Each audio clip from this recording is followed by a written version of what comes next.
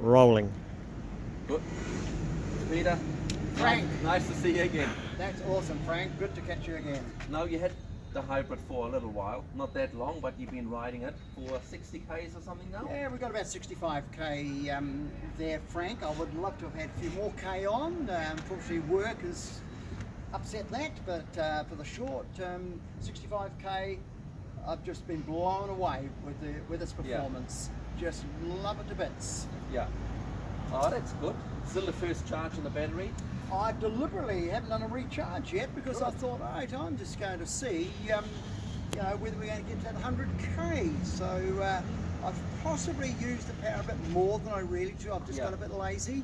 Yeah. But I'm really looking forward to that. But one thing I do like about it is the fact that if you're not using the power, you've turned it off and use it like a conventional bike. Yes. I was staggered how well it rides like a conventional bike. Yes. I may have mentioned to you, my wife, we purchased an electric bike for her a couple of years ago. Prior to that, she would not do biking, and she does have arthritis, so the electric bike was an immense help to her. It wasn't a bike up to the specifications of the hybrid. But anyway, she is now riding that, but the comparison between hers and this is just phenomenal, because with hers, the lower end electric bikes, they're quite cumbersome, quite heavy, haven't got the geometry that your bike has got here, so if you're not using the power, it just rides like a conventional bike. That is good. That was the idea of having it well balanced. It's absolutely well balanced. I mean, you've done your homework, haven't you? You looked at different brands as well. Absolutely. Well, I really didn't think I was going to be in a position to be spending this sort of dollars on an electric bike, and I thought, I'm still young enough to be able to just do the hard yards on a conventional bike. But in the cycling club I'm in, more and more are going to the electrics, and using my wife's, I found the benefits of that. You got back, and next thing you weren't sweating it out, you weren't ready just to lie down, having you worn out. And just able to cycle and feeling fresh at the end without being out of energy. And so I did just look at the options. I'm fairly particular when it comes to seeing what's in the market, and I looked at a number. And when I saw the hybrid here, the 3 different models you offer, at a demonstration evening they had in one of the cycle shops, it just came out on tops. Good one, thank you.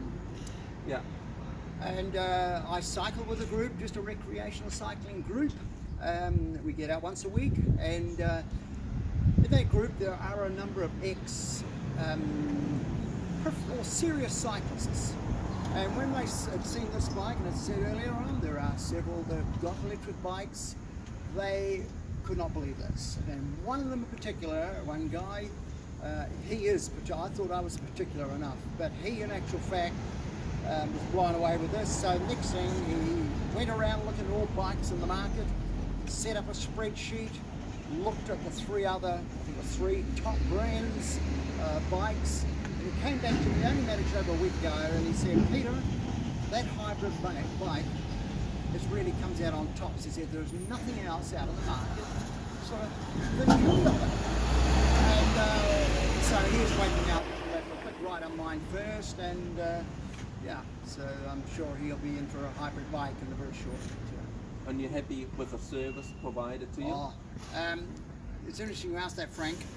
I've been in a managerial role, in a marketing role, as an account manager, and I've always worked on the principle of giving service. It's all very well to buy a product from wherever, whatever that product might be, but if something goes wrong with that product, you want to be able to go back and know that you're going to get competent service, and it's always an achievable part. A very important part is the after service, the backup service.